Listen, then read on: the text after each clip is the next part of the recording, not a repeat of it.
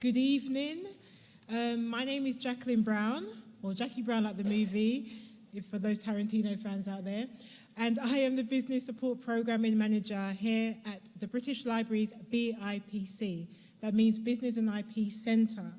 And tonight is our Inspiring Entrepreneurs, well, part of our Inspiring Entrepreneurs series is part of the Global Entrepreneurship Week, okay? From the 14th to the 18th, it happens every year, and it's an opportunity to get inspired by businesses, celebrate all the startups and scale-ups and global businesses that are out there doing amazing things across the world. So we're here to support that and have an amazing array of speakers to share with you. The theme is all about purpose-driven business, and I want to help you to think how you could start and build a purpose-driven business. So the British Library here, what we do at the BIPC here, we're supporting all walks of life, okay, all people, and those who want to start up, and specifically who want to protect your business as well. So we have an IP centre here in the British Library. We offer one-to-one training, advice, we offer workshops and events and all sorts to get you kind of over that hurdle of business startups. And we've been doing this since about 2012 and helping other regions within the UK to set up their own BIPCs as well. So we have 21 at the moment.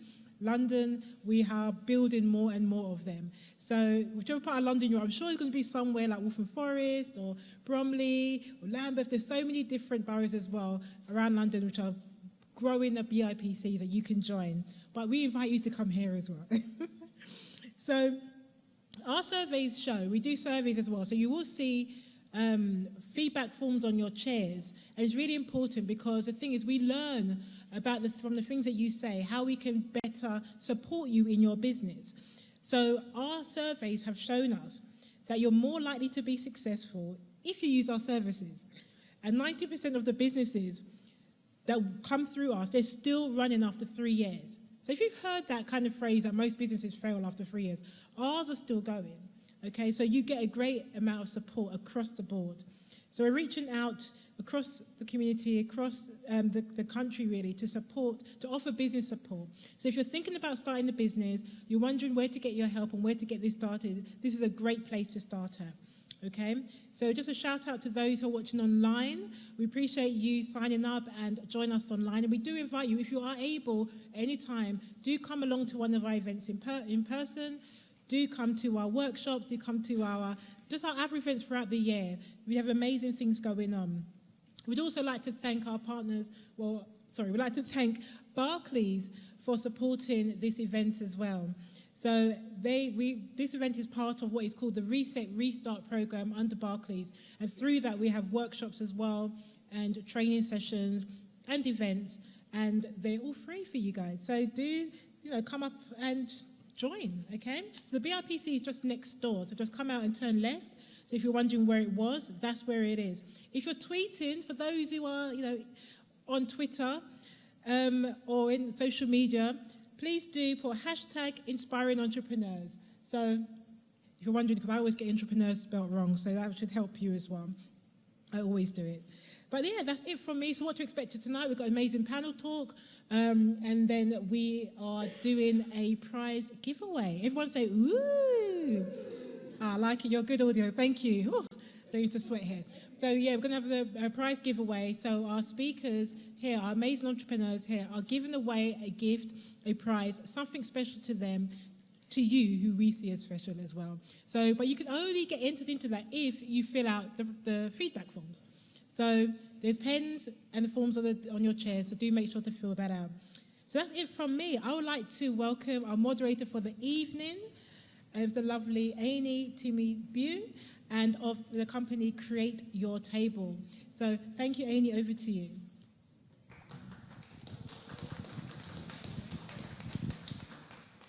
Do I lovely, just speak into it, thank you. Thank you, Jacqueline. Good evening, everyone, and welcome. I'm delighted to be moderating this panel and so excited to explore one of my favorite topics, how to build a purpose-driven business. So tonight we'll be hearing from 4 incredible entrepreneurs, or I should say pioneers, in fact, who are supporting, a new wave of businesses that have a positive impact on the people, on the planet, and in our communities.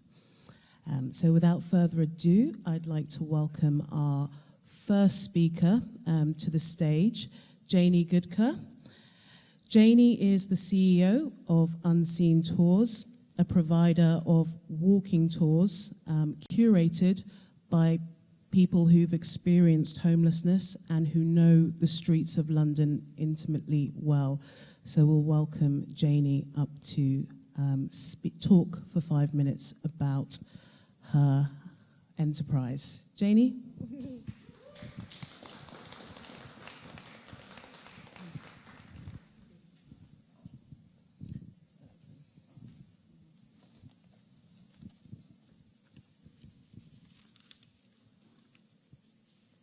Thank you, Amy.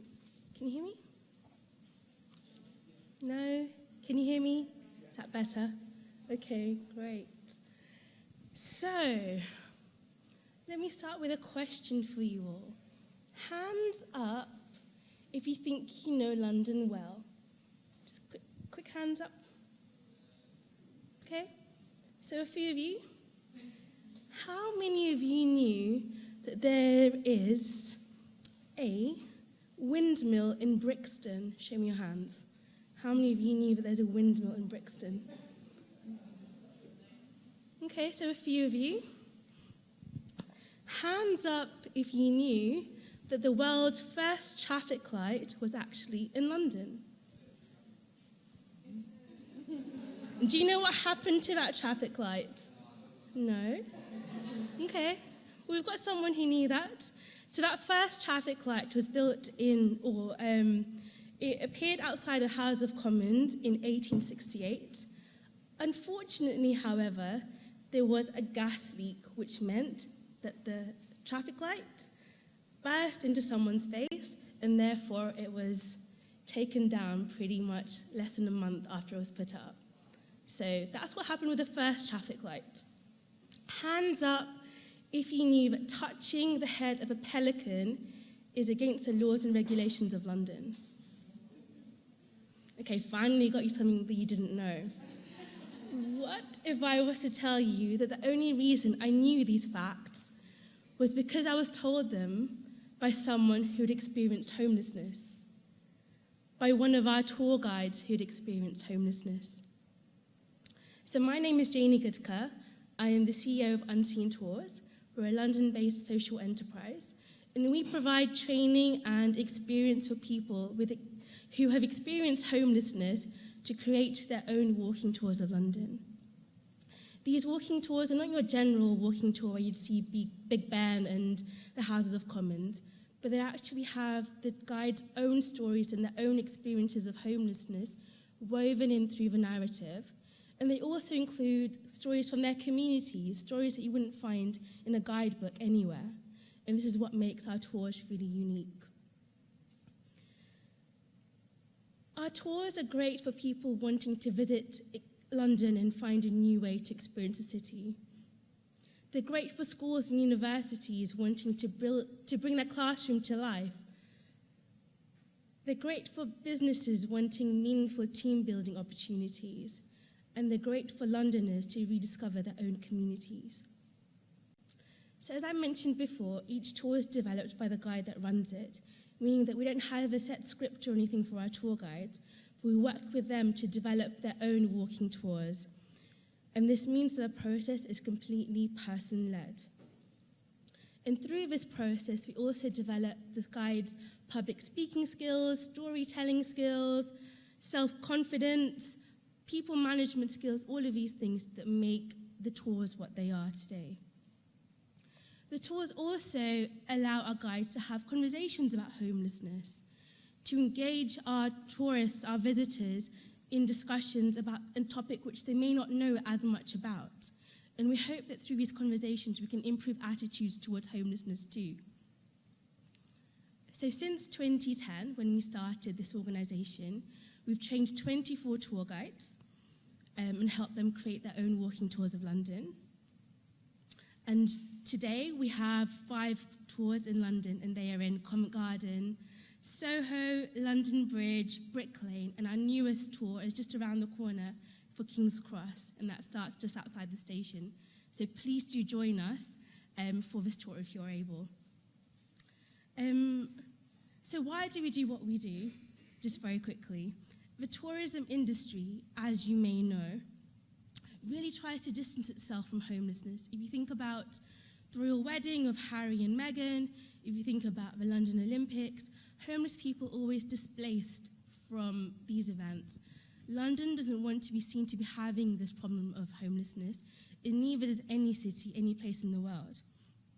We think that this needs to change because people with experience of homelessness have so much value to add to the local stories of a destination. This is what we're trying to do through Unseen Tours.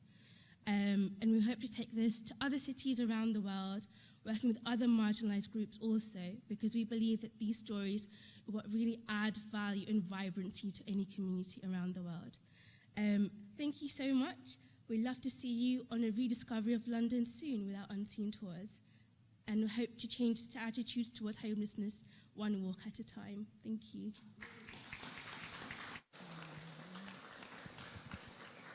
Wonderful, Janie. Thank you so much. Please grab a seat with me on the panel.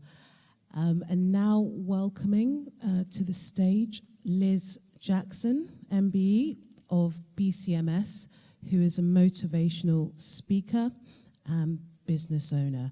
And whilst Liz heads to the stage, please, I'd like those at the back and sides to grab seats up at the front. There are quite a lot of seats.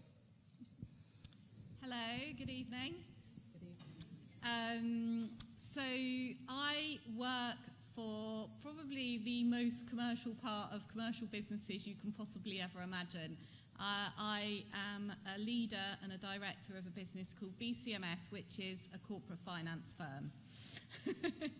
And what we do is we work with entrepreneurs and we help them scale their businesses in a way that gives them the option in the future to sell it, which sounds incredibly commercial, and it is. And we've done that about 1,000 times over the last 33 years. We're all very driven to encourage people to build businesses that get them a great outcome. And I have the honour of hosting a programme that people join once they've sold their businesses through us, called the BCMS Fellows. And the Fellows Network is a network of people who have been incredibly blessed in life and want to go on to do something that enables them to give back. And so we have our own foundation called the Snowdrop Foundation. And as a business, we house and educate over 600 orphans in Kakinada, India, which is a 3-story school called St. Mark's. We also have a project called The Safe, which is based in Basingstoke, which provides help to some of the most vulnerable families in our town. And we have a programme called Help for Carers that supports parents with children who self-harm. And all of that's possible because of the deals that we do. My own personal background, and it's just great to be here talking about entrepreneurship, as I started my first business when I was 25 with a Prince's Trust grant, scaled that for 17 years, employed over 100 people involved in marketing. And so I feel really at home here tonight talking about this wonderful subject about how do you start something from nothing, how do you grow something, and then what do you do when you've done all of that, and what does life in the next adventure look like. So looking forward to the panel discussion.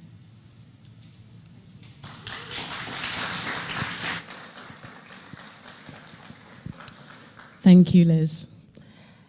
And welcoming to the stage Tasha Thompson, founder of Black Girls Do Run UK.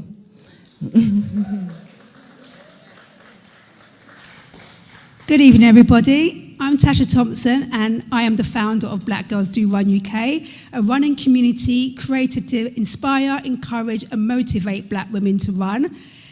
Black Girls Do Run UK was created very much based on my lived experiences, but my lived experiences are also the lived experience of many other black women. And growing up, I'm of Jamaican parentage, and people in my family always ended up getting either diabetes or hypertension, and I decided that that wasn't going to be my legacy and decided to be active. Started running, loved it. I've been running for 23 years. And 3 years ago, I was running a race with my friend Linda, who's sitting in the audience. And a lot of the races that I attend, you don't see a lot of black women or even black people attending. And this one in particular was just outside London, had very few black people, and we ran a little bit off course. We ran to the nearest marshal and asked her, are we going the right way? And she gave us a blank look and said, are you running the race? And I pointed to our running numbers, big square running numbers, and said, yes, we are. Then she kind of gave us a, oh, okay, and pointed us in the right direction. Like, we'll never know for sure, but it felt like at that moment that she didn't believe we were running the race because we're two black women. But what that did do, it sparked a conversation all the way throughout the race, and that race was 16 miles, it wasn't a short race, about the lack of black women at races. So we decided to do something about it, and Black Girls Do Run UK was born. So it's a very much a community of friendship, of love, of laughter, and we have been very successful in getting women to half marathons, marathons. There's a big group of us doing an ultra marathon next year, which is 50 kilometers. And we featured on the front of Women's Running, which is a major running magazine. We've been on the BBC News, we've been in Runner's World. And one of the things that we're challenged with is that we are excluding people. And actually, I beg to differ. What we are doing, we are including more people in running. So we are just nurturing a small group, a niche, underrepresented area, and what we do, we bring more women, more black women to running. And a lot of the big brands, a lot of the big running companies, they are also trying to do something about it. So don't get it twisted, it's not just us. And yeah, so it's a win for the sport, it's a win for running, because all these women, they enter races, they buy running trainers, they attend running events, and it's a win for the sport. And the future for us, I would say, is very bright. We want to expand to be in different cities. So there's Black Girls Do Run UK. We're based in London mainly. We've got runners all over the country, but we want like Black Girls Do Run UK, Manchester, Birmingham, and I think this is the place where I need to come to help me push that forward. So thank you very much for listening to me.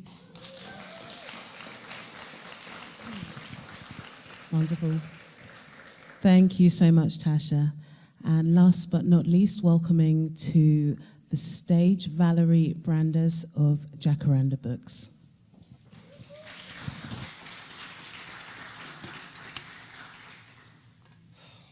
The first thing you're going to have to learn to do is talk about your business in public, which is terrifying. Okay, I have to read, sorry people, because I can't do the off-the-cuff like these lovely ladies. And it might not be any better, we've been read, but... So, hi everyone, yes, I'm Valerie Brandes. I'm a black girl from Hackney. And growing up in my Caribbean household, there were certain phrases, ring-fenced it seemed for young black girls, young girls only, that were intended to curtail our behavior and in many ways stunt or hamper our desires and ambitions. Phrases that we usually preface with the word too. You're too fast. You're too hardened. The one that stood out for me, because I got it a lot, along with being too hardened, was, you, Valerie, you're too purposeful. When I spoke to my mom about what she meant when she told me many times that I was too purposeful, the word that stood out for me, she said that I was very determined. And I realized that even at that age, she saw in me some of these key qualities, and key components that I would need to guide and propel me on my journey into business. There were not many examples of any black businesses really where I grew up, let alone ones that would be run by purposeful black girls. And certainly the publishing world that I'm in, definitely I might as well have been in outer space trying to get a business there. But in 2012, that's what I did. I started Jacaranda Books, having worked in mainstream publishing and realizing that along with this sort of perennial discussion about the lack of diversity within the publishing world, within the UK and beyond, that there was not really any efforts made to directly address it. So that's what I did. I started a publishing company, and my idea was that I would promote and support black writers, black publishing. The very first book that I published was a book called Fashion Africa by an amazing young woman called Jacqueline Shaw. She's sitting right there. So she was one of our first authors. And we went on to publish a number of award-winning titles from around the world. And then in 2018, we committed to publishing 20 black British writers in 2020. This was a huge, huge undertaking. We had no idea what we were really sort of setting ourselves up for, really, because by the time 2020 came around, you know how the world fell apart. But we did. We published those 20 books in that year. By the end of that year, we were named Small Press of the Year, and we were approached by major publishing companies for various discussions. But the one that we went with was a distribution and sales deal with Hachette UK.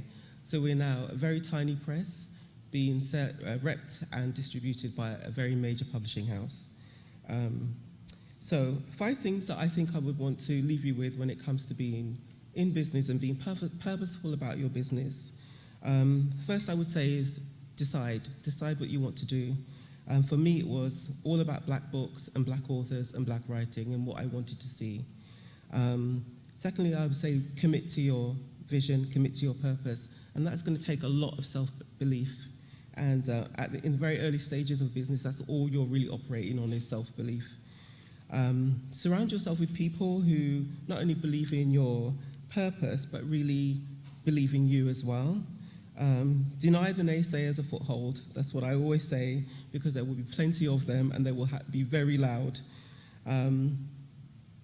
Number 4, be determined. Apparently I was at 5 and I still am.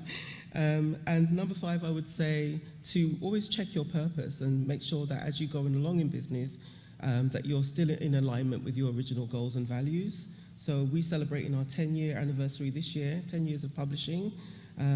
Founded, black-owned business. I'm very proud of that. It's a huge accomplishment, and we do sense check, and we still feel that we're in alignment with our original goal and aspiration. So that's it. Thank you.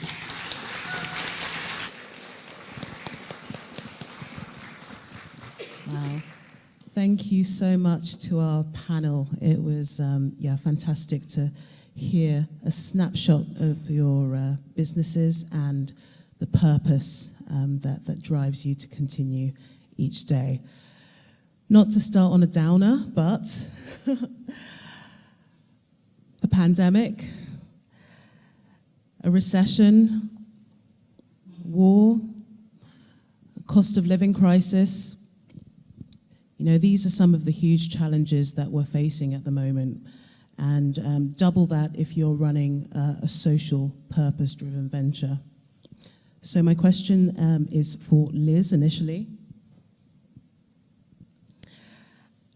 What is the relationship for you between what we've experienced over the last few years and support for social purpose businesses? Well, so I don't run a social purpose, a social enterprise. Might be that. So it's a tricky question to answer from that perspective. What I would say is just I heard this brilliant quote the other day, and it said there are decades where nothing happens, and then there are weeks where decades happen. Absolutely. And I think we're living in times where just there is so much change, isn't there?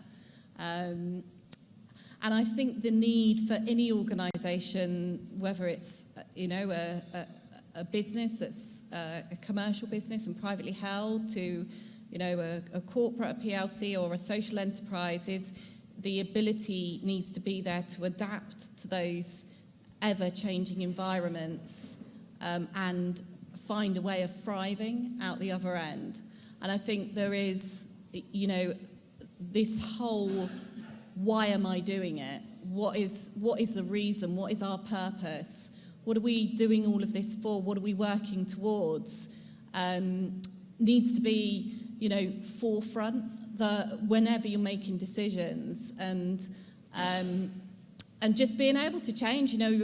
Most of us had never worked on Teams or worked from home. For my whole career, I'd never worked from home before the pandemic started. And then all of a sudden, no one wants to work in the office. And we've learned to do so much. We had a virtual Christmas do, cocktail making, mixology. And honestly, it was probably the best Christmas do I've had ever. It was so fun. No one had to drive home. Carbon footprint was amazing. We supported a brilliant business that had just pivoted and started in the pandemic, running these mixology classes from home. There's some brilliant things, and I think it's about embracing the good, working out how you thrive through the challenges, and as a leader, making sure you're just amazing at communication, so whoever you're working with, you take them on that journey with you. Absolutely, thank you. Further to that point, in the fact that we're seeing more social enterprises emerging in these challenging times, how do you see your journey within that and that context?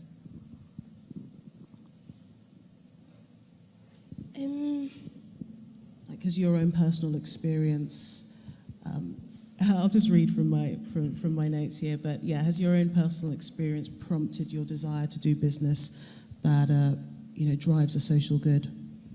I think being from the travel industry, was obviously affected a lot during the pandemic, and are walking towards a part of that broader industry. So the travel industry had to stop and change and reflect on how it was doing things. We had the rise of staycations in the UK and across the world, and new opportunities for us to understand and see our own local surroundings in a new way. I think this is a great opportunity for socially purposeful businesses to really benefit from the local need and desire to rediscover their own communities and the stories within these communities. And we were really able to benefit from that, from people wanting to see and understand that hidden gem on the end of their road, which they wouldn't have even had the time to discover unless they were going for that walk, because everything else around the world was closed off to them because we were in lockdown and could only go on one walk a day, for example. That was one good way for us to really benefit from and change the way we're doing things as a result of this. Us as an organisation, we weren't able to continue our walking tours during the pandemic. So we had to pivot our business and create a new product, which was our virtual Not in the Pub quizzes. So we'll come to that shortly. But that's that sounds very interesting. And for yourself, Valerie, do you see more social enterprises emerging? What does that mean for your industry to think about, business with purpose in publishing? I mean, I guess. Hello, can you hear me? Yes. Do you want to use this one? Hello? Okay. Likely is, I'm not a social enterprise, we're a for-profit business. And the publishing industry is a law unto itself, really. I mean, not many people really understand it or know how it works. It's quite a tough industry to be in. I mean, we create books, we make books, that's what we do, and we support authors. And whilst it's a very vibrant and a very stable industry, it's quite a difficult one to sort of make any kind of headway in. And so the fact that we've been able to do what we've been doing for the past 10 years is really quite astonishing. I think for us, for all of publishing throughout the pandemic, one of the things that we all discovered was that people were buying books, and they were buying them in great numbers. You know, for us as a small press, we had this big ambitious moment for 2020 where we were publishing our 20 Black British writers. So we couldn't publish them in 2021. You know, that was the sort of hook that we had, and we did publish them. What happened was we ended up doing a crowdfunder that year, raised a lot of money. Some of it was as a result of the Black Lives Matter movement, without question, and we were able to proceed with our year of publishing that way. But we're very definitely a for-profit business. I mean, I don't know if that answered the question, but yeah. Yeah, absolutely. And, you know, this night is about building a purpose-driven business.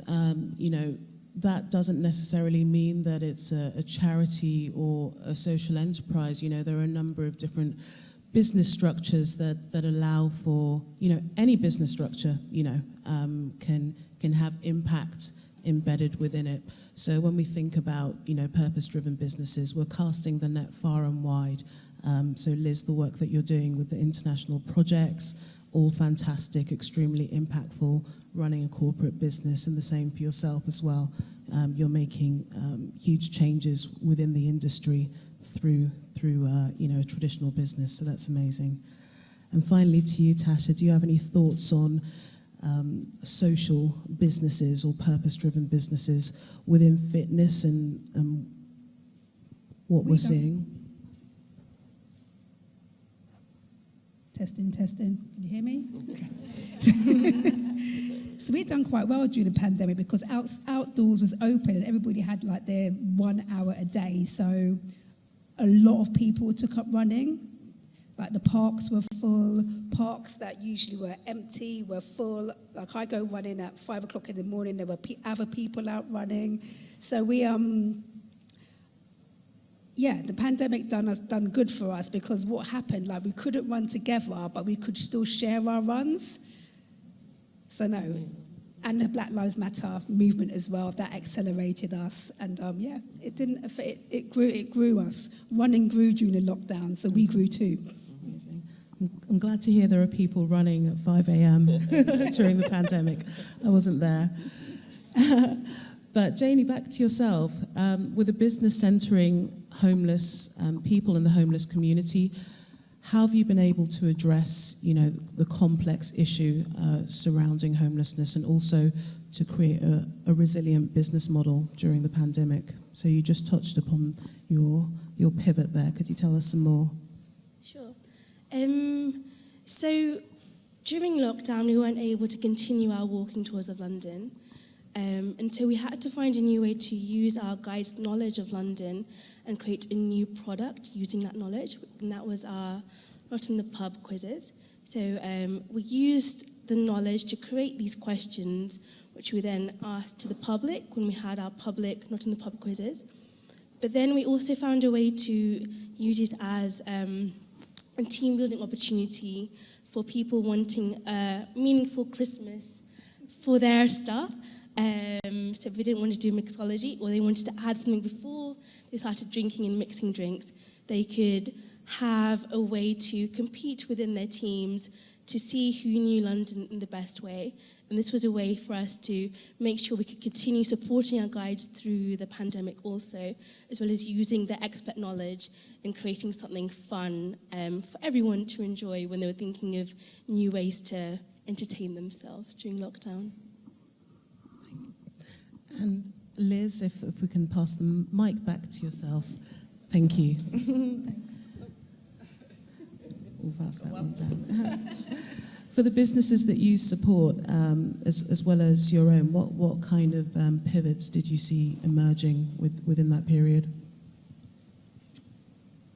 I think we saw loads of pivots. You know, I mean, I love your example of the Not in the Pub quiz. I wish I'd known about that. I would have totally booked us on. You know, we did online cheese and wines because we run a lot of events up and down the country, and of course all of those got cancelled. So we had our speakers do people like Sir Clive Woodward and Terry Waite and people like that tell their stories online, but we ordered cheese and wine and people were joining from the comfort of their homes. And what I loved about that actually was, you'd see their kids wander into the room and they'd be overhearing the discussion on business, which was great. So I think we saw lots of events, lots of people making the most of doing online tours, like you mentioned, that you could tour the Tower of London. You had art galleries doing similar things. We saw businesses, there's a whiskey company in Scotland that started doing hand gel, because they've got the same kit apparently. I'm certainly never buying whiskey from them after learning about that. And it was interesting because there was a whole range of things going on, wasn't there? There was businesses that were just completely overwhelmed because they were so busy, as we adopted new tech that we needed to make, our lives happen. Those businesses just grew like the clappers.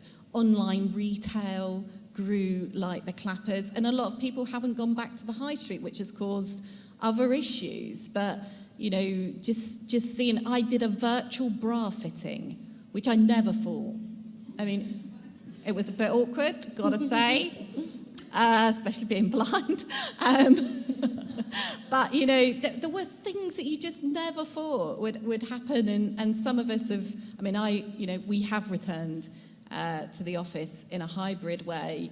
And I think I don't know about you guys, but I don't take it for granted now when I go out for a meal.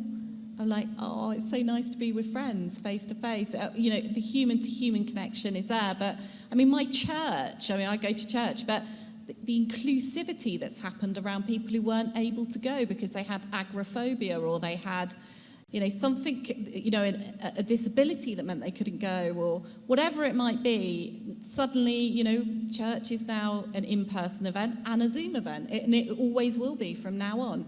There have been some wonderful innovations because of the pandemic, and so there's the good and the bad, and lots of creativity, which has been brilliant to see.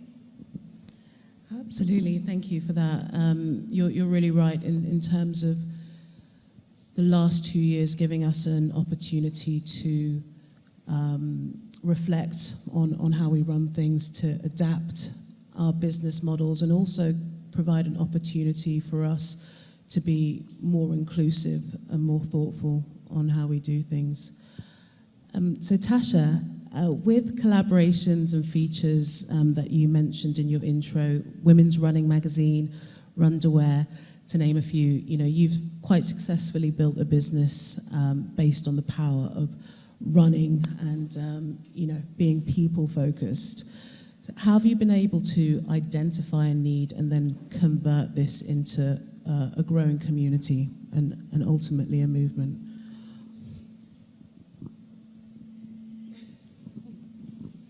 It's the baton. Fingers and thumbs.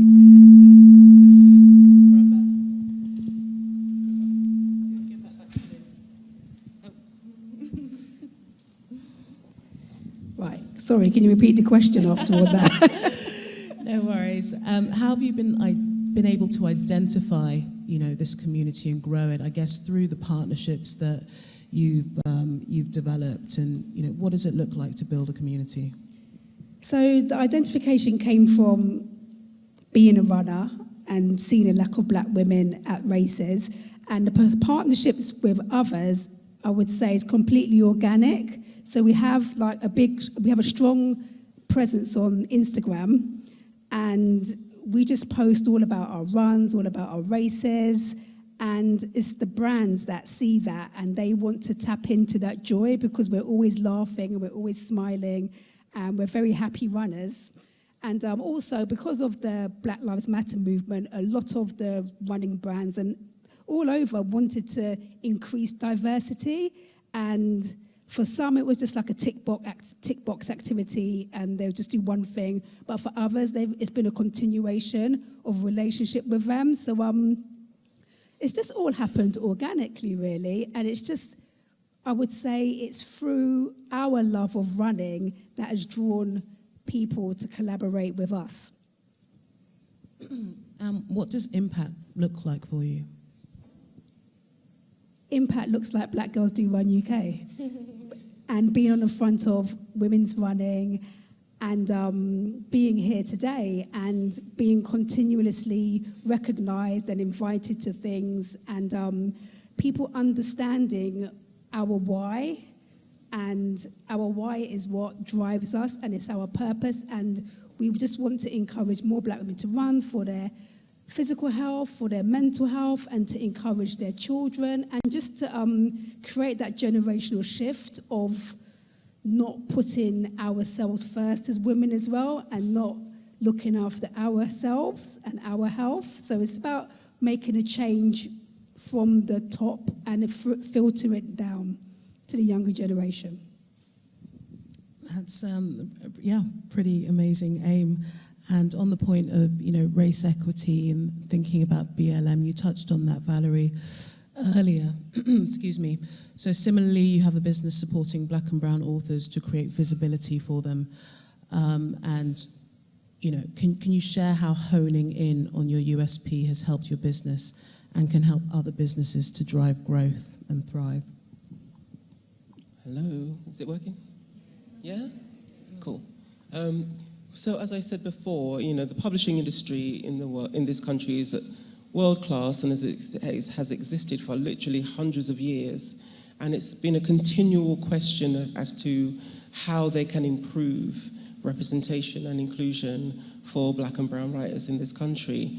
And it's always a question, and the question doesn't ever seem to be answered. When I started Jacaranda in 2012, there were well over 100,000 new titles were being published across the industry. Less than, say 1%, which is still being generous, were of black and brown authors. And at the time, it was Andrea Levy was our greatest author that we had, and then you could sort of check off the authors, their names on a list. But it was just there, and we do have a really strong history of black publishing in this country with Eric and Jessica Huntley, and with Hansib and other organizations. So there's a lot of sort of on-the-ground publishing that's happening, but where we're positioned as Jacaranda, we kind of straddle those two worlds. So in 2012, it was, my idea was that I wanted to find those authors, and the minute I did that, the minute I decided that I wanted to do that, the floodgates opened. It was kind of crazy. I would go to events. I went to an amazing event where I met Jacqueline.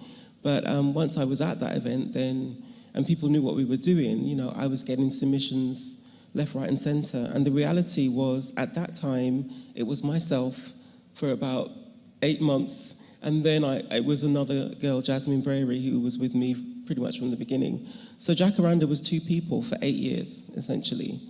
And we were just sort of in the space of occupying this very important place where we had these high values for our business. We wanted our books to be in all of the major bookshops and to sit on the shelves with all of the big publishers, and you wouldn't be able to say, oh, that's a book published by those black authors or by that black publisher. So production values were really high, editorial standards were really high, and then it was just publish what we loved. We just went out there and found from the globe. But one of our first deals that we did was with a Cameroonian publisher, for an African-American author, actually. So it sort of represented our global African diasporic aspirations as well. We wanted to reach out to all African people across the globe. And so that's really what we did. And pretty soon we were publishing books that were winning major prizes, major awards. And as I said, in 2018, when we realized we'd been around the world, essentially, but we hadn't really done much in the UK, and we wanted to support our black British writers, we committed to publishing these 20 books in 2020. And similarly to you with the partnerships, once that went out, the story hit The Guardian in 2019, we had the 20 authors, and then it just snowballed. We got London Library, Audible, Foyles Bookshop, all these big partners come on board with us. And as I said, all the big publishers started to pay attention. I think in terms of impact, we definitely know that we've changed the face of British publishing. We know that we've done that. Incredible, absolutely. That deserves a round of applause.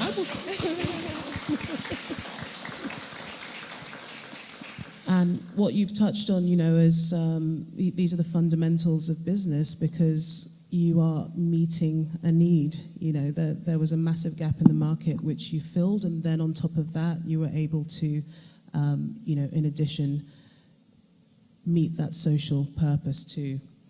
And as businesses, with a social purpose, we want all the good stuff. We want to have a positive impact as far as sustainability on our communities and the people who work for us as well, providing meaningful training and living wages. Many purpose-driven businesses are set up, as we talked about, as social enterprises or KICs, and there's often an assumption or expectation that they should be not-for-profit or charities. So I wonder if the panel can share some of the financial realities of starting a purpose-driven business in today's changing market. How have you raised money, or simply how do you fund a business and remain in business when you're trying to do good as well? Can you give tips or insights? Shall I go first? Do you want me to? Please do, Liz. Thank you. Yeah. So, what we're seeing so much at the moment, particularly in the world of M&A, is that businesses that are purpose-driven, that have great values, actually are much more desirable by buyers. So I think actually doing the right thing and running a business that has a purpose and makes a difference actually can be good for the bottom line as well. Certainly there are things about us that we really care about. We're an employee-owned business, so we're a team of 30 people, and we're all shareholders. So we, as a team, bought our business from our founders. So, and we share in that together, and we are equals in that share. And so it means that we all really, really care about things, and there's 3 things that we care about, which is clients, community, and colleagues. We call it the 3 C's. And we can really care about all those things. We can really care about each other and make sure that we all love what we do. We treat each other with respect. We challenge each other when we need to.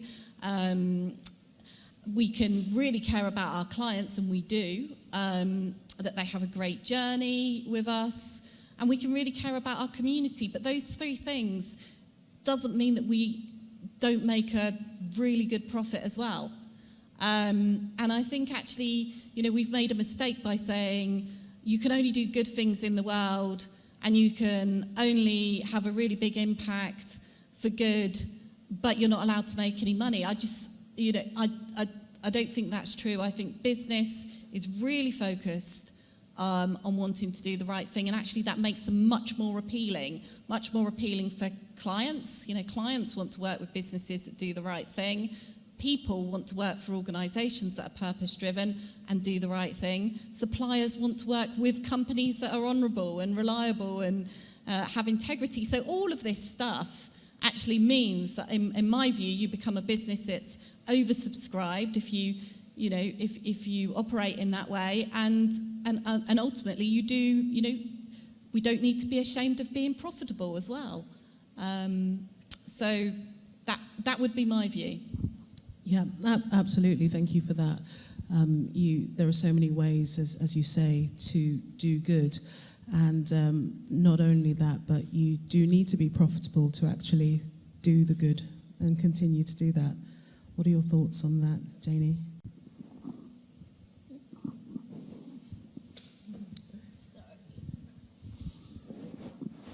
Put its coat back on. Sorry about that. I think it is really important for businesses to make a sustainable income, whether that's profit or whether that's reinvested back into the business. It's really important to have some type of sustainability. There are so many tourism organisations that have community at the heart, such as G Adventures, for example, but they do make a profit also. So I think it is possible to do both. This is what we're hoping to do with Unseen Tours as well, and finding a way that unheard or less frequently heard voices can also have a role to play in the tourism industry is what we're trying to do. We hope that we'll go beyond relying on just our ticket sales for our income in the near future, and think that's part of our sustainable income strategy, and it's a learning curve for us at the moment. Could you tell us a bit more? What's your business structure, I guess? Is it a social enterprise? Are you also looking for grants as well as income? Tell us how is it like what the ratio is, as it were, of how you grow your organisation? Sure. So we're a community interest company, we're a KIC, and at the moment most of our income is through ticket sales, really. We've only ever had one grant in the 12 years we've been operating, and because at least 60% of our ticket revenue goes directly to our tour guide, that hasn't always been a sustainable model for us going forward. We're changing this slightly now as we work with more corporates and more private organisations who book onto our tours for exclusive experiences for their group. We're hoping to change this slightly so we can have a more sustainable base as an organisation. We can have more staff that can help us grow the impact we're able to make, so that we can expand to other communities, into other cities, and work with other marginalised groups. And this will also mean that we'll have to apply for more grants going forward, and looking at also corporate partnerships as an option also for organisations who want to come with us on this journey into making tourism more inclusive to more people. Thank you for that. And yourself, Tasha, do you have any takeaways or thoughts on funding, the challenges, and just running the business from a financial aspect? So Black Girls Do Run UK wasn't created to necessarily make money. However, we do make a bit of money. It's all put back into Black Girls Do Run UK. And what we do with that money, if there are members that can't afford a race, we'll pay for their race. And we make money, we sell merchandise, and some of the corporation stuff we've done, we've been paid for, but it wasn't to be like make money, it was to make an impact, to make a difference. Any thoughts, Valerie? Yes, we'd like to make lots and lots and lots. It's just so difficult, and I have to be honest, I didn't have a business background. I'm a reader, I'm a writer, I loved books, I had 2 young children, and I needed a job. So I started my own business. And if I was to think about doing it again, I probably wouldn't, honestly, because I didn't have anyone who was in business to really go to. So over the course of these 10 years, I mean, I have begged, I've borrowed, I haven't stolen. But, it's been a really hard journey financially to get Jacaranda to where it is today. And the story about, the least likely person to get funding is, black woman, where they roll out these horrible statistics, I don't know. But the reality is that we have really struggled financially for the past decade. But since 2020 and our deal with Hachette, we've started to see our income rise, and we've started to get just, over the course of the years as well, something really odd used to happen, like at the beginning of nearly every year for about 5 years, somebody would give me money.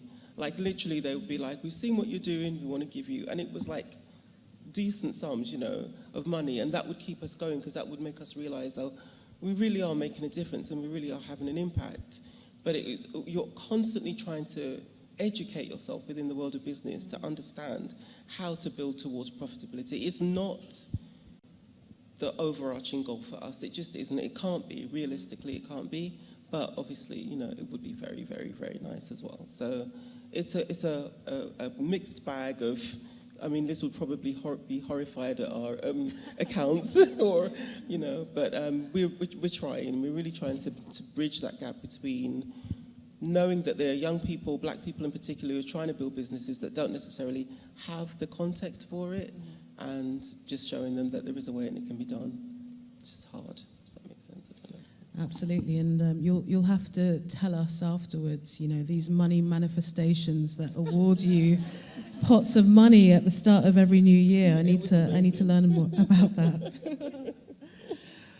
But thank you so much. I think at this point I'm almost out of questions, and we'll be heading over to the audience. So do get ready with your questions. But before we do, I want to remind you to complete your feedback forms as we're going, so that you're in for a chance of this raffle prize.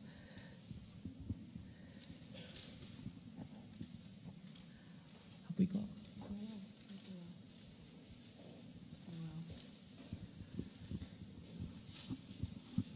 Brilliant. Okay.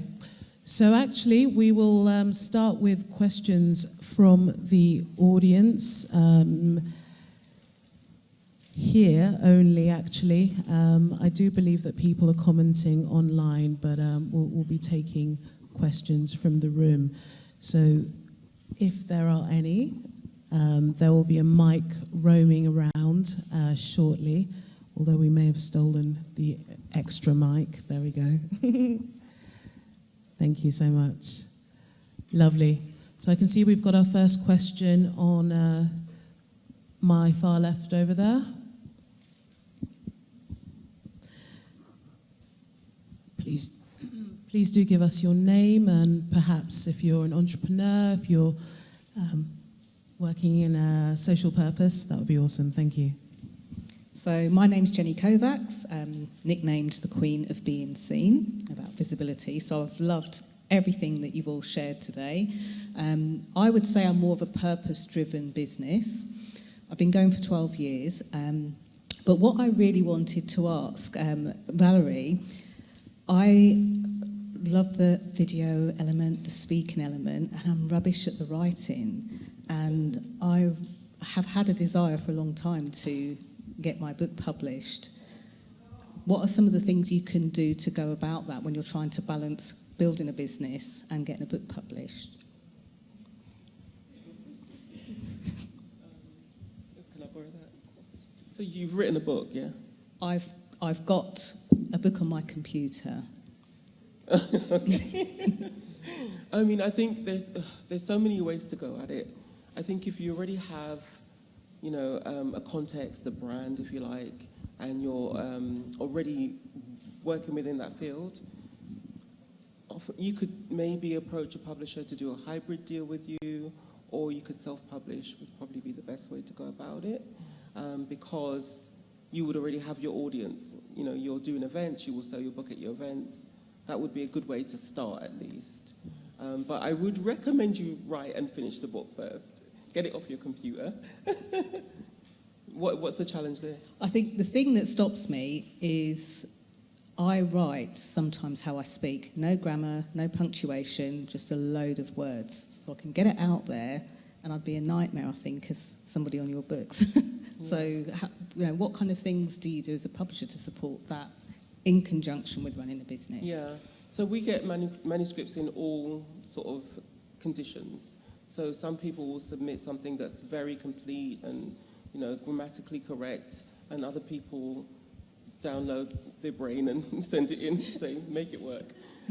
But we because of who we are at Jacaranda, we definitely want to support authors, debut authors, and people that, we see have talent and potential that might not have opportunity. So we will work with you editorially to, if we believe in the book and you, to bring it on and get it to a great state, as it were. So thank you. Find an editor, find a good editor. And just thank you to all of you for what you've shared in terms of this roller coaster ride of entrepreneurship.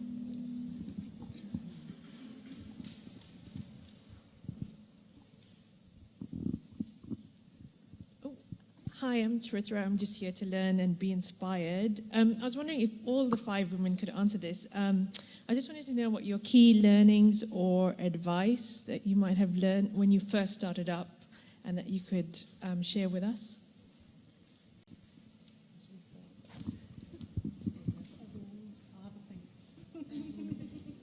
I think for me is that for socially purposeful businesses, we don't put enough value in what we bring to the table, and we price ourselves a lot less than we probably could for various reasons.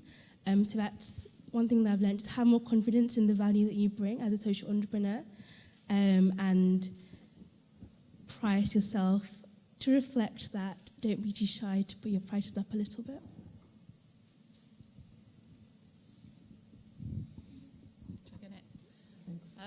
So if I cast my mind back to being 25 and starting my first business, I think there were a couple of things. I went blind the year I started my business, and that was a massive gift to me because I didn't try and do the stuff that I was rubbish at. So I got ungraded at school in maths GCSE. And so I'm really, really pants at anything like, payroll or, sort of the VAT return or, tax return, all those sort of horrible bits of paperwork you have to do when you run a small business. And so I immediately outsourced it because I couldn't do it. I employed a PA immediately as well to work alongside me. And I stuck to what I was really good at, which is people. And my whole career background up until being 25 was sales and marketing. So I'm probably one of the rarest people in the world because I loved telemarketing, picking up the phone and talking to people. So I spent all of my time getting clients, meeting people, encouraging people to buy from us. And that was my superpower. And I outsourced everything I was naff at. And actually, had I not lost my sight, I probably would have sat there for hours and hours and hours swearing at my computer, trying to submit a tax return, or trying to work out how I did the payroll, or doing the invoicing and that kind of admin stuff. But I couldn't. So my first piece of advice would be focus on what you're really good at and try and work out how you sort of cast off some of the other stuff to maybe your life partner or a supportive parent or whatever.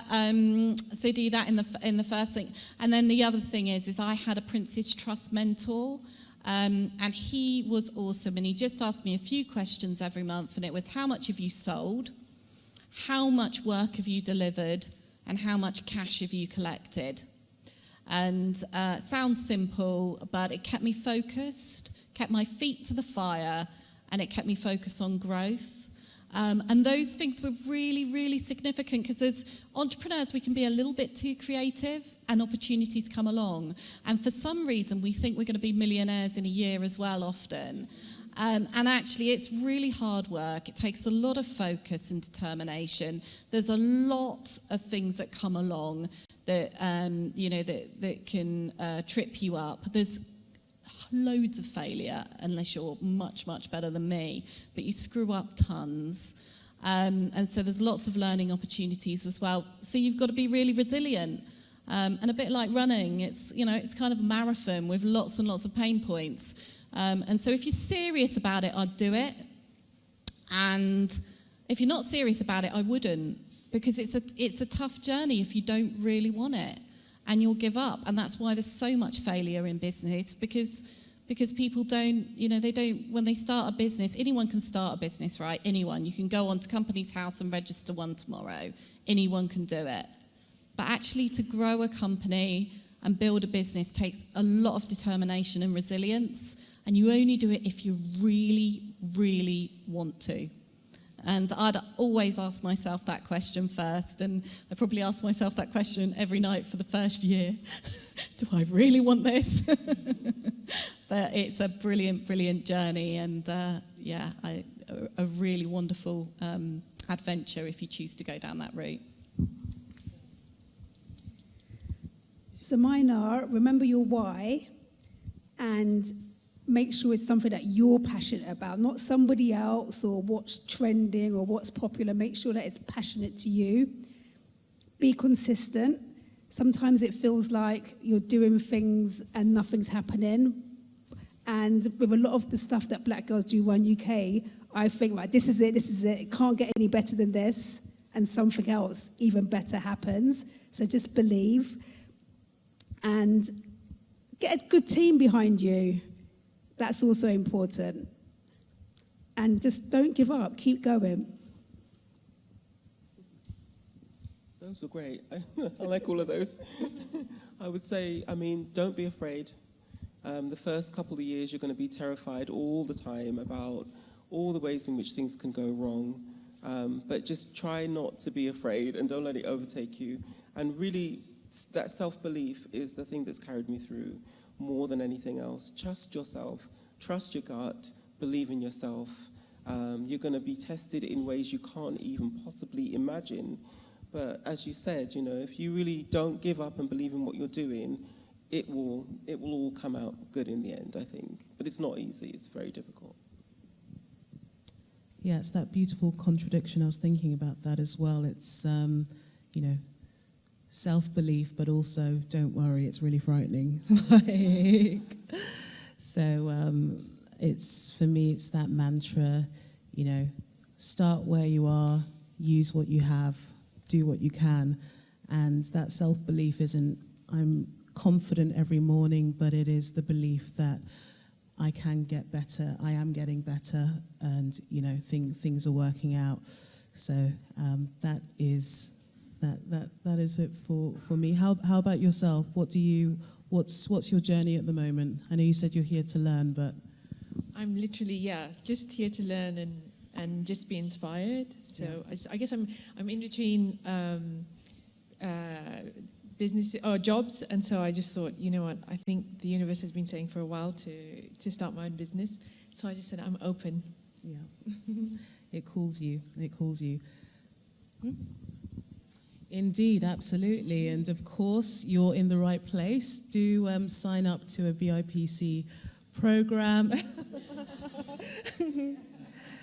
We have literature and whatnot during networking afterwards, where you can find out a bit more.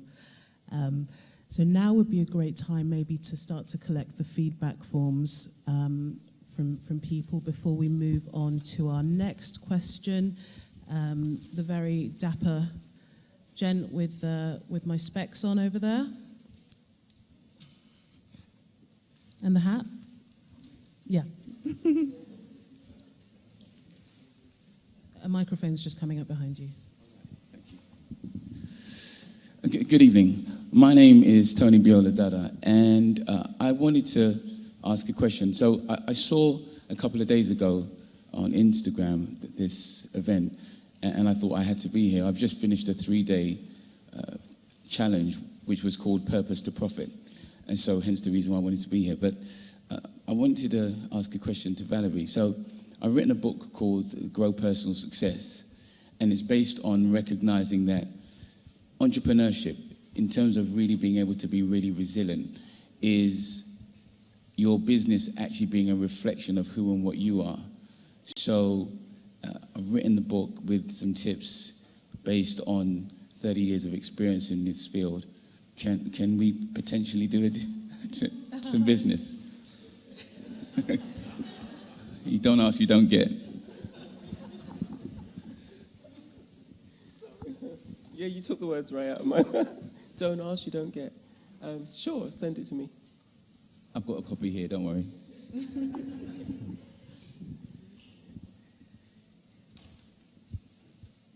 Lovely.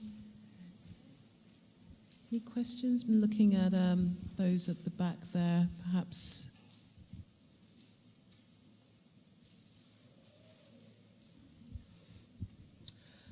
Thinking about specifically for, oh, hello there. I just see an arm with a stripy red and black. Hello, my name is Kadia Tudunier. I'm a member of Black Girls Do Run, and I see quite a few members here. And I just want to congratulate Tasha on what she's done with the group. Taking some of us from not doing any running to the marathon, to completing the London Marathon, which is amazing. Even myself with my half-broken leg. I just wanted to know, what is each of yours ultimate, signal of, what's your grand plan for the future, considering how far you have come already? Big question. Who wants to start that one off? Okay, so as I said, when I started Jacaranda, there were 2 of us. There are now 10 of us. We are trying to build somewhat of an empire here. We want to be around. I had a recent cover on the bookseller, and it said under the headline for the bookseller, publishing to the book trade since 1858 or something like that. And then there was me with my 10-year-old business. But that's kind of the dream, the goal, the aspiration, to be around for a very long time and to provide opportunities for young black people, for publishing, working class people, people that don't have access to the industry. So, as I said, we've got a team of 9 people now, 2 from a Kickstarter program, and we run an internship, and we really want to be able to create that space, not just for the authors, but for people that work in the industry, and we want to be around for a very long time, yeah. Firstly, congratulations on running a London Marathon in 2020. And we're based in London, as you know, and I'd like to see Black Girls Do Run UK running groups all around the UK. That's what I'd like to see in the future.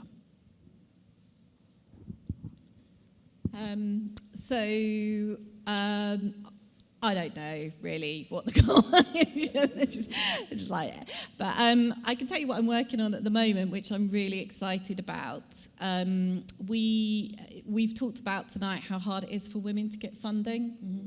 And it's really hard. In fact, there are more and partly that's because there's not very many women fund managers. In fact, there are more fund managers called Dave than there are women fund managers. I know. People invest in what they, on what's familiar. So there's a lot of work to do to get women business funding. There's also a lot of work to get women non-exec director positions, which I'm really passionate about, and more women on boards just generally. And also more women scaling businesses, because lots of women have great ideas, set up brilliant businesses, and with support could turn them into businesses that really make a massive contribution to this country economically. So I'm really passionate about that. And about 6 months ago, I set up a network called Diamonds in Colours. It's sponsored by one of our clients who sold her business through us. It was a bakery business, and she went on to start a diamond company. She went from carbs to carrots. So Alison and I were just sitting around talking about all the brilliant women we knew and decided to get them to club together. So we set up Diamonds in Colours, and the network is founded on kindness. So you're only allowed to join if you're at the top of your profession. You're only allowed to join if you're kind and you're purposeful about opening up a space next to you where you are. So if you step down from a non-exec position, you make sure a woman fills your shoes. If you're on a board, you make sure you open up a space next to you. If you have sold your business and you want to invest in businesses, you make sure it's woman businesses that you're going to invest in. And my dream is that, over time we'll really change the amount of businesses in the UK that can get access to funding and that are scaled up. And for me, that just feels like the circle, a circle of starting, growing, scaling, selling, do it again. So that's my dream. That's what I'm working on at the moment. Incredible, game-changing for how we can enable more seats at the table. So that's brilliant work. Thank you. For us at Unseen Tours, we'd love to see the tourism and the cultural heritage industry inclusive for everyone and anyone to be able to share their stories, their voices, and have a platform to share their stories as part of the narratives that are often missing in these industries. We'd love to see Unseen Tours in every city in the world, in even rural areas, and working with other marginalised groups, not just homeless people. So whether that's LGBTQIA communities, whether it's refugee groups, migrant groups, Aboriginal groups, Indigenous communities, all of these people have incredible stories to share, and we love to take them on this journey and to have other people experience the vibrancy of their stories too through what we're doing. Awesome, thank you. And for me, I guess a little of my background. So I am from the charity sector. I spent 10 years launching employment, entrepreneurship projects, working specifically with marginalised communities. I had a stint here at the British Library as well earlier this year, which was great, supporting startup provision across London. And that's what's really driving me at the moment, seeing how we can utilise entrepreneurship to transform community where perhaps the charity sector hasn't been able to. So I'm back as a student studying social innovation and entrepreneurship, and will develop ideas to launch projects around race and food equity. So it's under Create Your Table, which was connected to my bio this evening, but it's ever building. Had some really interesting conversations this week with architects and designers and anthropologists, and just want to make it big, impactful, to support the launch and scale of amazing businesses and eat well for the rest of my life.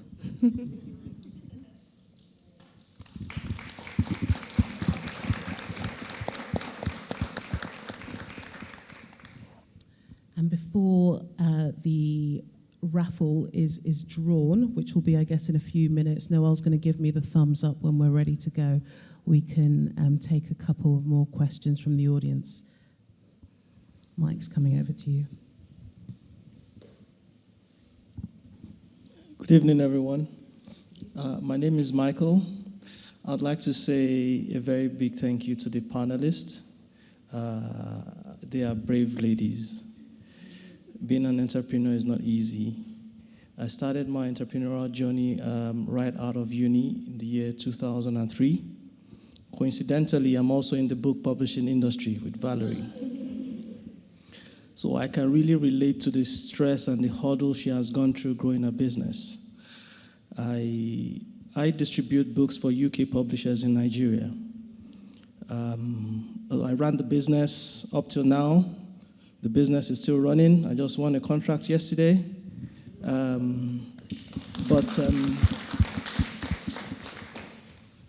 Right now I'm trying to pivot into tech business because the pandemic showed us we needed to do more than just trade.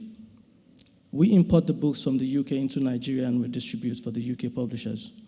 We had issues of importation. Vessels were not moving as frequently as they used to. We had issues of foreign exchanges, and I thought, okay, what's next to do? So I thought to go into IT.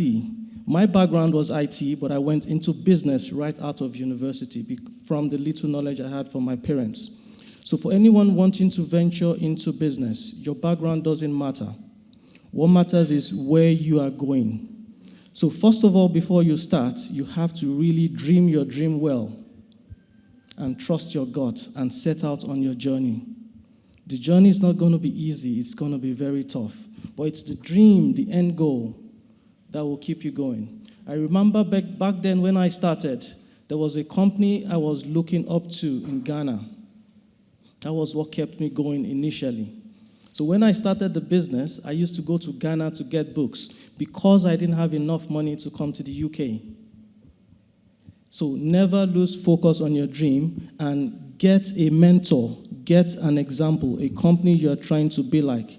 That is going to give you some, more strength, more drive that, okay, this what you're trying to achieve is actually possible. So whatever field you're in, look for someone that is the best in that field. If you can't get them to be your mentor, just copy them from afar. Look at what they were doing. So one of the things that really gave us the strength and the abilities to scale up was when I looked at banks in Nigeria, I looked at them, they were very successful. I said, what are these guys doing that I am not doing as an entrepreneur, as a small business owner? What I discovered was they were doing marketing. So marketing grows business. Whatever business you are in, look at the marketing elements. Black Girls Run is on Instagram. That's marketing. Valerie too would have done some form of marketing, to get people to know about your business. So I wouldn't want to go too much into details, but, entrepreneurship is good. Just, Entrepreneurship is good. Love it. And also referencing BIPC services, we have some great marketing courses here too. Do get in touch. In fact, Sam, who I was just speaking, Sam, where are you? There you are. An awesome course on using, your iPhone to capture some brilliant content and how we can utilize, again, what we have. So do sign up for those. It's the first Tuesday every month. Awesome. And we had a question around here. Lovely. We can get the mic over to my new friend.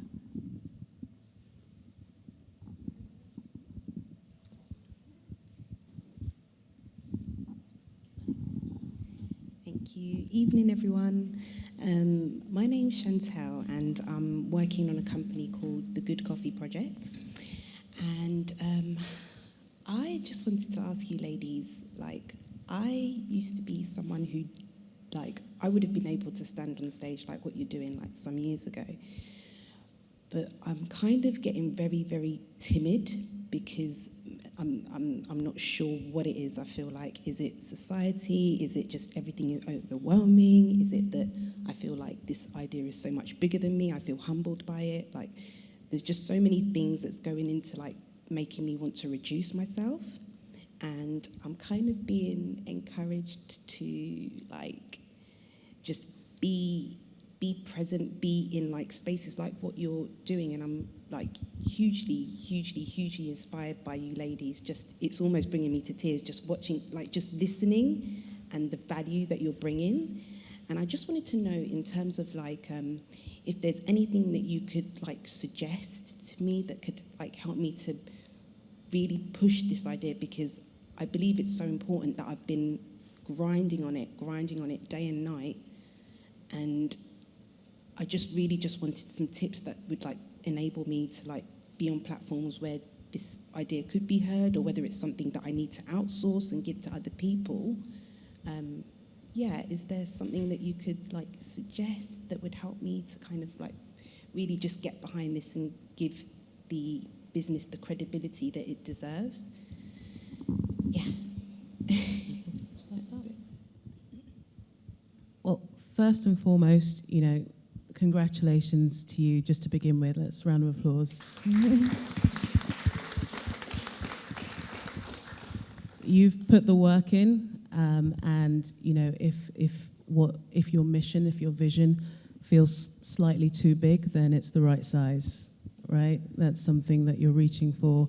And again, back to what Valerie was saying about that self-belief, and this is terrifying, kind of complex, as it were. That is all part of the process, but events like these are really important to attend. Continue to push yourself out of your comfort zone, perhaps pitch competitions where you really force yourself. Have you done that yet or before? Is that something you'd be interested in?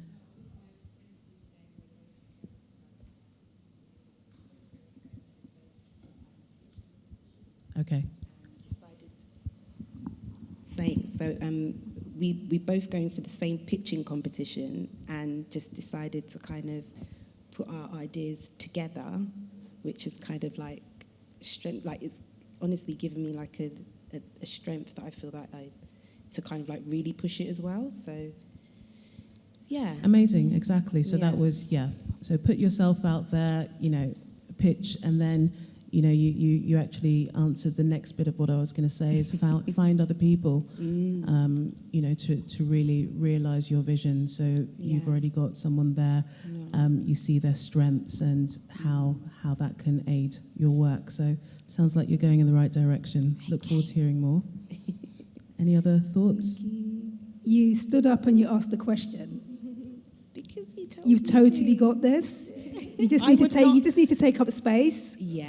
And your comfort zone isn't a place to live, so step out of it.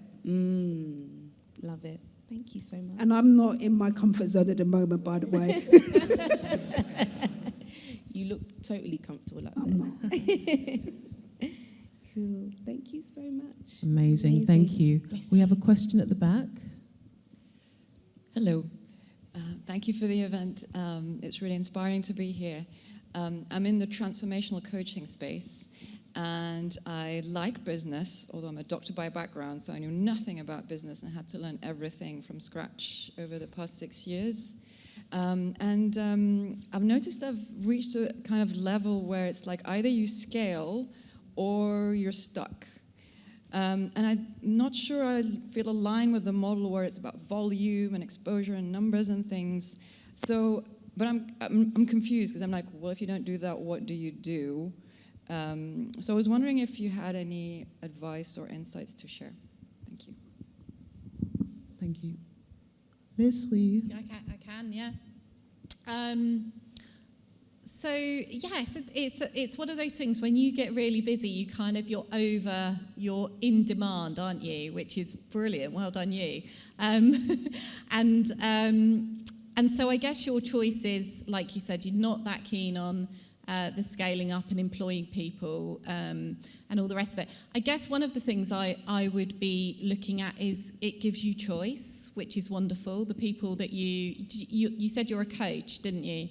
Yes. So one of the things, if you're oversubscribed, and I feel funny talking about this in a purpose-driven, but maybe your prices could go up, because if you're choosing who gets to work with you, who gets to be coached by you, then in a way perhaps your time is more valuable. Also, maybe choosing the people that you get to coach. One of the things we're really deliberate about is making sure we work with people that we're going to find it really rewarding to work with. So as part of our kind of criteria around deciding whether we're going to onboard a client, we're looking, are these people advisable? We have to work with them for a year. Are we going to like it? Are they nice? Is our team going to enjoy working with them? And do we believe we can achieve their aspirations? And, I guess so you've got a choice, which is it's a great place to be. And then the other option is then to collaborate and build a network of associates where, in a coaching model, perhaps you refer some of your work to other coaches that you really trust and really enjoy working with and can generate some revenue from your associate base as well. So just a couple of ideas. Thank you. Awesome. And just on that note as well, actually, I'm thinking about, how do you scale? Scaling is a funny venture word, isn't it? And scaling for a coffee shop isn't the same as scaling for a coach. So what might that look like for you? That might mean, that could be an ebook. That could look like a small cohort that you bring together for a quarterly program. There are different ways of, I guess, replicating yourself, as it were, so that you're not spreading yourself too thinly, but you're creating that impact. So that's awesome. Thanks for that and good luck. Thank you so much. And I believe, our last question from a hand that went up in green.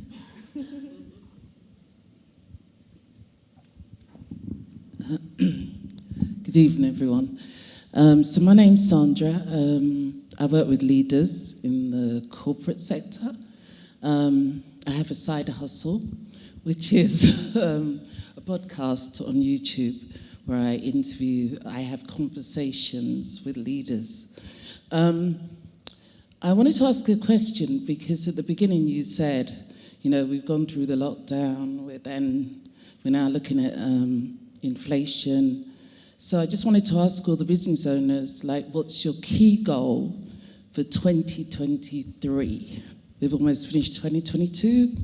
What's your goal for 2023?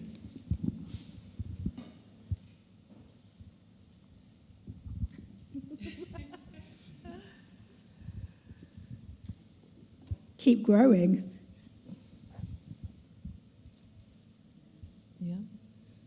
feel like, I think for most of us, we feel like we're in 2023 already, don't we? We've done, financial planning, all of that, tick, tick, tick. But any incremental steps that anyone would like to share?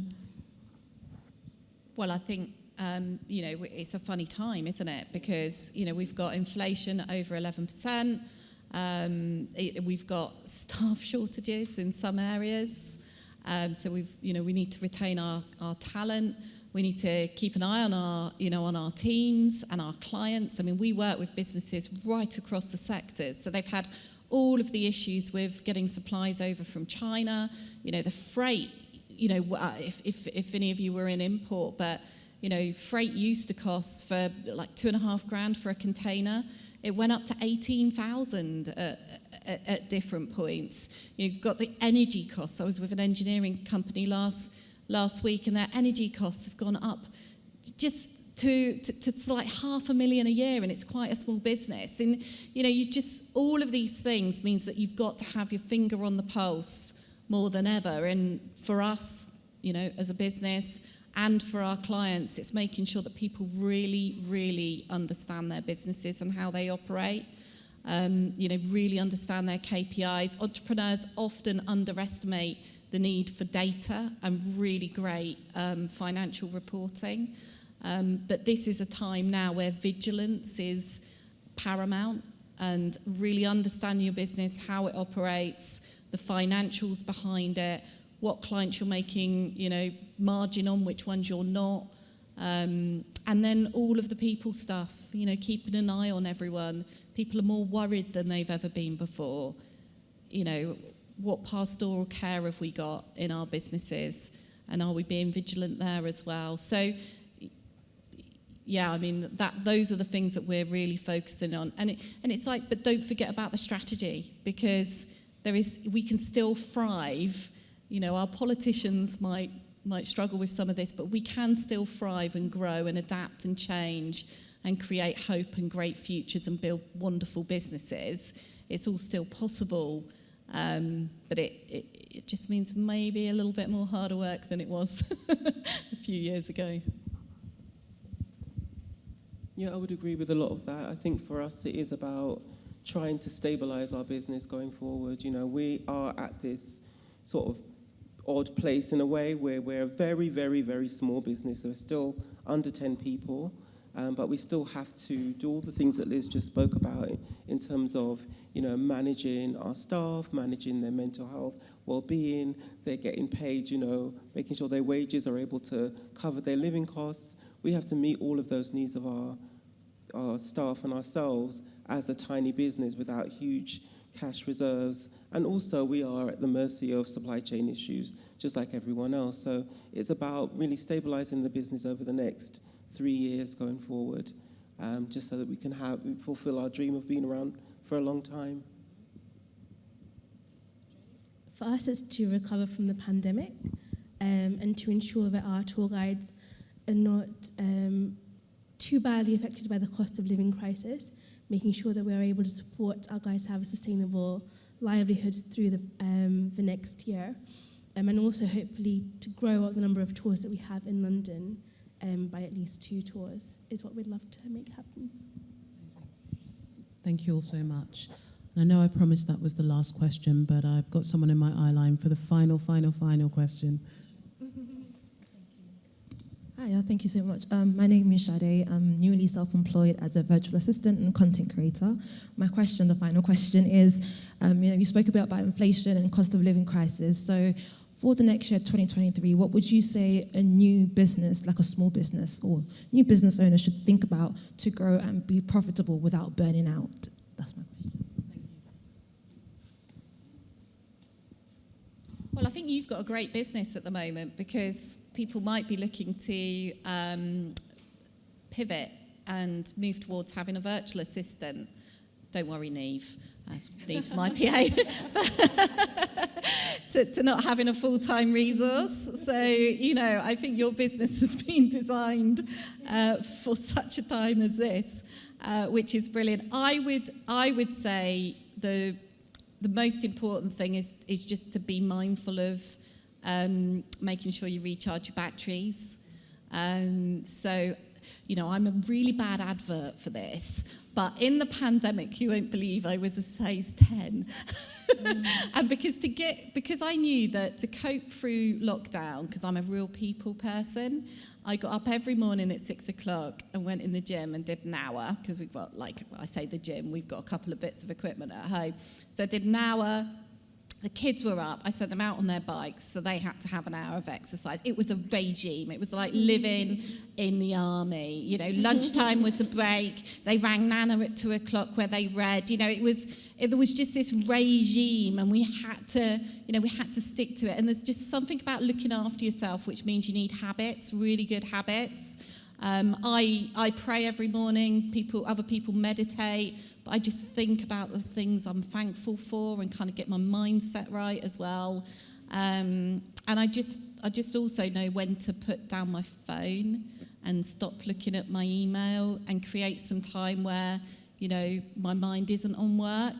And so, yeah, I just think it's looking after yourself, recharging your batteries, getting your mental, you know, attitude right, thinking about the stuff you've got and how thankful you are for, you know, the people and the wonderful things in your life, and then just filling up your glass so it's half full and starting the day going, I've got half a glass to go today and I've made it. And then I think you've got the right mindset to build a business in any circumstances. Sounds great.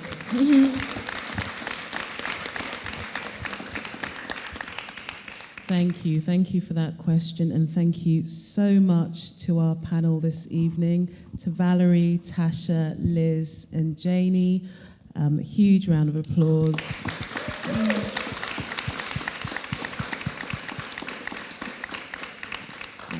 And a huge thank you to our audience here and online as well. Really appreciated your questions, your energy, and your engagement. Now on to an exciting, not the exciting, because this has been exciting, part of the evening where we reveal our raffle prize winners. So Noelle's coming over, and there is the feedback form box just behind that banner. And I believe what we're going to do is each panelist is going to head up and pull a name out, and we will reveal what that prize is. So I guess we'll start with Valerie, who will be gifting an audience member this evening a goodie bag on behalf of Jacaranda.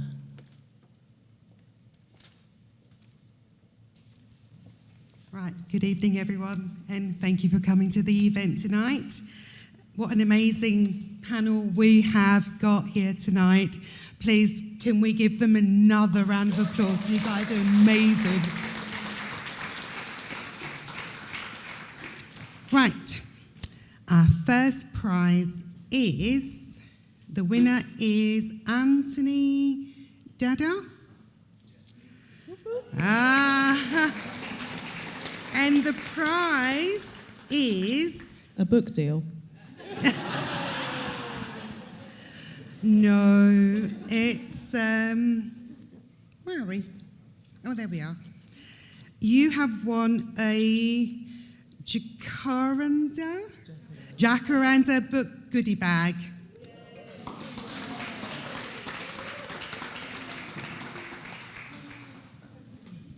Yeah, lovely. Let's have a nice photo op, and as we're doing that, Tasha, if you...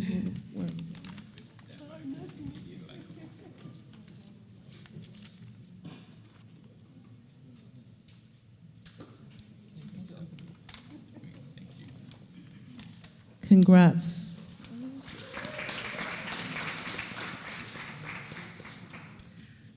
Right, the next prize, Tasha, would you like to do the honours?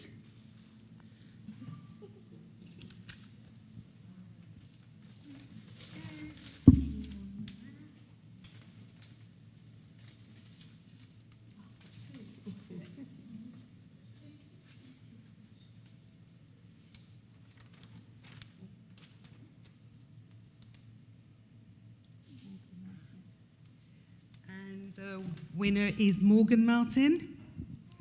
Yay. You have won a Black Girls Do Run UK mug.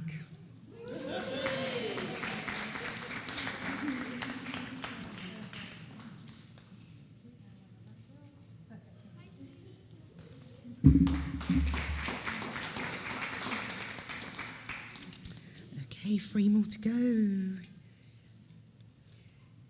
Okay, Liz. All right then, I will. Don't blame me then.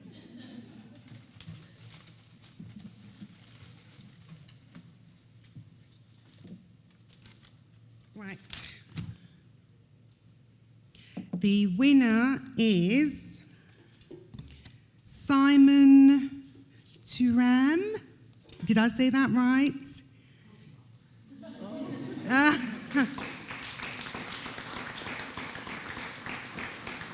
You have won a tree planted in your name. Do you want to go over there?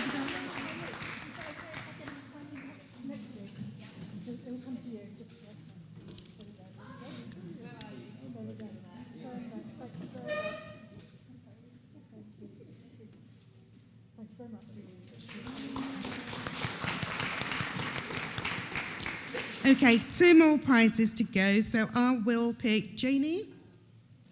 Would you like to?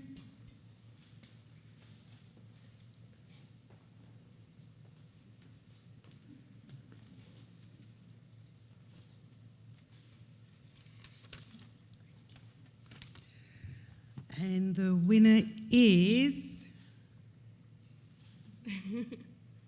surname Robertson. Oh. How do you say your first name? Gretchen. Right, Gretchen, you have won 2 tickets for a public tour to use by April 2023. Is that the, yeah? For the unseen Yeah. tour, basically.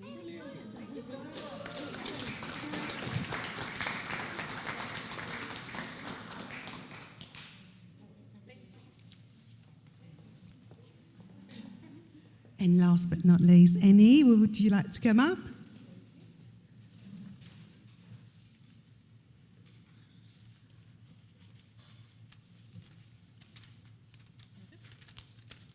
Can I have that?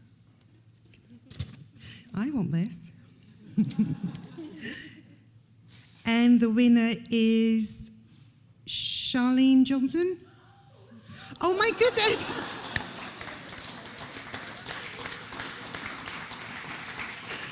You have won 2 tickets to My Grateful Cookery class. Any location? Oh, thank you so much. There you go. Well done.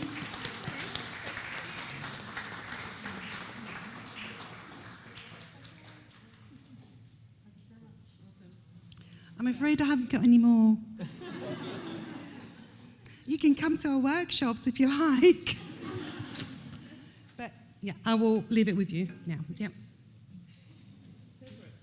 Oh, no. Okay, I guess that's over to me then. Or did you have final words? There we go. It just took me a few seconds to find the mic, apologies. But again, a huge thank you to everyone for joining. I think we're going to close off our online audience now and invite everyone here to join us at our drinks reception. We'll be following Jacqueline somewhere there. And yes, network. Thank you again.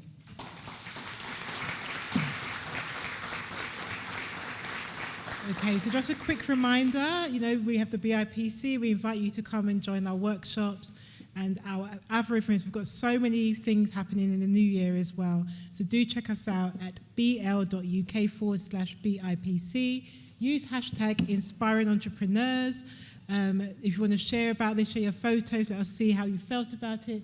This is also a program we have for scale-up businesses called Get Ready for Business Growth, or you might see it said as Grab Growth. So that's a new program as well, and we encourage you to check that out on our website. But for now, I want to say thank you to everybody who was helping here today, for Noel, for Jordan, for Katerina, for Luke, for Amy, for Isabel, who manages this department. I hope that's everybody, and all the team, Sam, photographer, and everybody else who's been helping here today. And most importantly, I must say, for our guests who've come out their way to share their knowledge and their wisdom and experiences, the highs and the lows. There's so much I took from this, but I hope you really enjoyed it as well.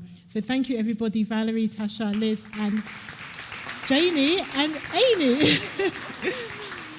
Okay, thank you all. Now, please do enjoy the drinks reception. We're open for about another 45 minutes to an hour, so enjoy. Thank you very much.